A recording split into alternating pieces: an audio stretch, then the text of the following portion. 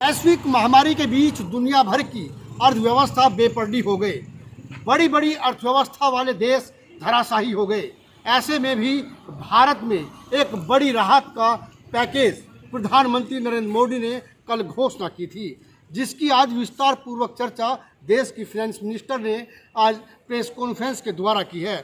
सभी सेक्टरों को लाभ पहुंचाने की कोशिश की है और विस्तार से बताया गया है कि किस सेक्टर में किस तरह से राहत मिलेगी और किस तरह से अर्थव्यवस्था पटरी पर आ जाएगी, लिक्विडिटी बनी रहेगी और जिनके धंधे चौपट हो गए हैं उन्हें दोबारा किस तरह उभारा जा सकता है।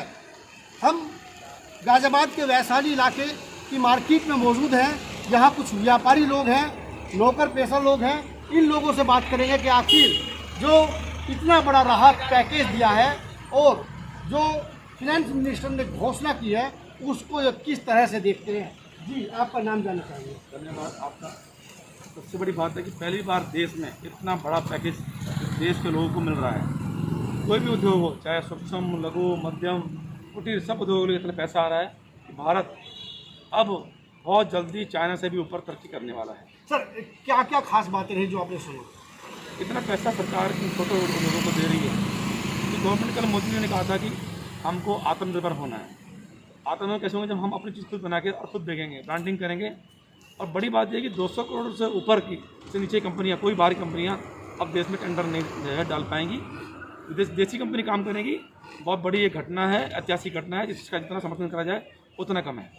अच्छा, जो छोटे उद्योग धंधे हैं जो चौपट हो गए थे, जो लेबर चली गई थी, वो किस तरह ट्रैक पाएंगे, उसके लिए क्या किया, क्या जानकारी है? देखिए, वैश्विक महामारी तो है ही, लोगों में कोरोना का भय भी है, लेकिन कब तक हम इस भय वाली ज़िंदगी में जीते रहेंगे? हमें इसी कोरोना के बीच में रहना है जब तक वैक्सीन नहीं आ जाएगी। लोग अपने काम पे आएंगे। हर आदमी को काम की ज़रूरत है। काम चालू भी हो चुके हैं। हमारे यहाँ पर गाजियाबाद में निर्माण कार्य चालू हो चुके हैं, फैक्ट्री चालू हो चुकी हैं। लगभग 3 लाख लेबर उनमें काम कर रही है और दिन पर दिन लेबर दोबारा से वापस आ रही है और लेबर बढ़ती जा रही है।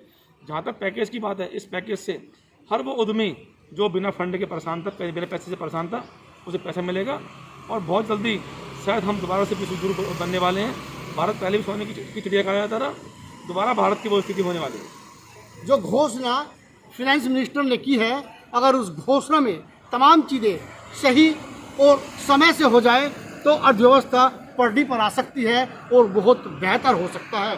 जी, किस तरह से देखते हैं आज वित्त मंत्री ने घोषणा की है? आज जो वित्त मंत्री ने जो घोषणा की है, ये हर सेक्टर को लुभाने वाला है। हर सेक्टर के लिए पूर्ण रूपेण जिसकी मदद है उसको जो है जिस तरह का जो है, चाहे एग्रीकल्चर में हो, किसानों के लिए हो, चाहे उद्योग धंधों के लिए हो, चाहे जो है ये बिल्डरों के लिए हो, सब के लिए इन्होंने जो है अपनी जो है उसके अनुपात में, जिसका जो भी अनुपात से इसका जो है वितरण होगा, इसका अभी ये फिक्स नहीं कर पाए, 2-1 दिन में हो जाएगा। उस सभी सेक्टरों के लिए इन्होंने जो है दिया है। इससे इस सेक्टर से इसके जो है ये पैसा आने से शायद मार्केट में हर तरह का जो है उद्योग धंधे फलेंगे। काफ़ी लोग खुश हैं और इसके लागू होने का इंतजार कर रहे हैं। जी, इतनी बड़ी घोषणा, वित्त मंत्री के भाषण को किस तरह देखते हैं? देखिए, जिस दौर से पूरा विश्व गुजर रहा था, ये एक बहुत बड़ा महामारी थी। उसके हिसाब से हमारे देश के यशस्वी प्रधानमंत्री माननीय नरेंद्र मोदी जी ने जिस ढंग से इस देश को और इस महामारी को टैकल करने के लिए रणनीति बनाई और जिस ढंग से आज 20 लाख करोड़ का घोषणा, 20 लाख हज़ार करोड़ की घोषणा की और उसमें सभी वर्ग के लोगों को पूर्ण रूप से संतुष्ट किया है। और इसमें उद्योग, हमारे निजी उद्योग अब लगने शुरू हो जाएंगे। हमारे मजदूरों के लिए किया गया है, हमारे किसानों के लिए किया गया है। हमारे जो छोटे छोटे व्यापारी हैं जिनको 15,000 तनख्वाह देते थे और उनको पीपीएफ भी देना पड़ता था, तो हमारी फाइनेंस मिनिस्टर ने घोषणा किया है कि अब 15,000 तक का ईपीएफ जो है तो वो सरकार देगी, व्यापारियों को नहीं देना पड़ेगा। हमारे छोटे कुटीर उद्योग धंधे चालू होंगे, जिससे हम चाइना से भी ऊपर जाने के समय चाइना से जाने के लिए ऊपर जाने के का भी लक्ष्य हो गया है। और हमारा निसंदेह देश प्रधानमंत्री आदरणीय नरेंद्र मोदी जी के नेतृत्व में विश्व गुरु बनने के कगार पे खड़ा हो गया है।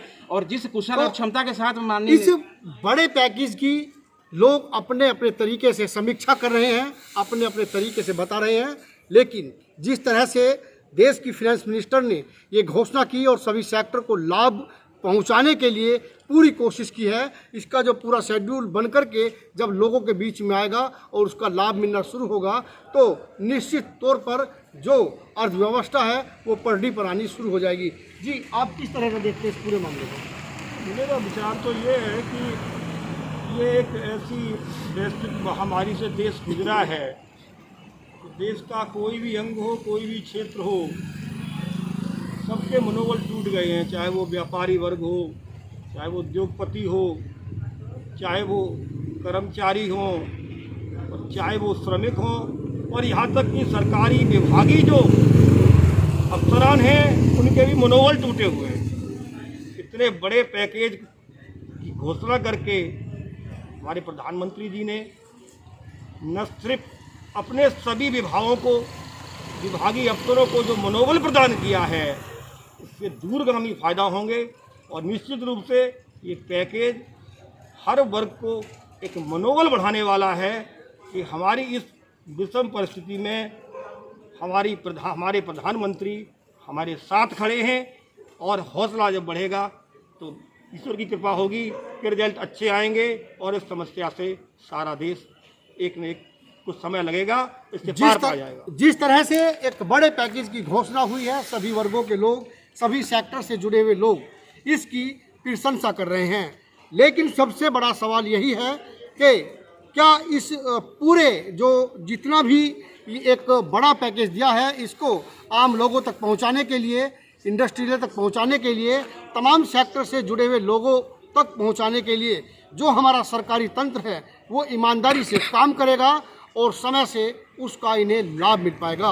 क्योंकि जिस तरह से प्रधानमंत्री नरेंद्र मोदी ने वैश्विक महामारी के बीच देश में हुए लॉकडाउन और उस लॉकडाउन की वजह से देश की जो अर्थव्यवस्था धराशाही हो गई थी, बेपटरी हो गई थी, उसे पटरी पर लाने के लिए और लोगों का जीवन स्तर सुधार करने के लिए इन तमाम तरह के बड़े पैकेज की घोषणा की है। अब इस बड़े पैकेज से देश की अर्थव्यवस्था कब तक और कैसे ट्रैक पर आएगी ये आने वाला वक्त बताएगा, लेकिन प्रधानमंत्री की इस घोषणा से देश के हर वर्ग के लोग काफ़ी उत्साहित नजर आ रहे हैं। Karanveer Kashyap, total news, Ghaziabad.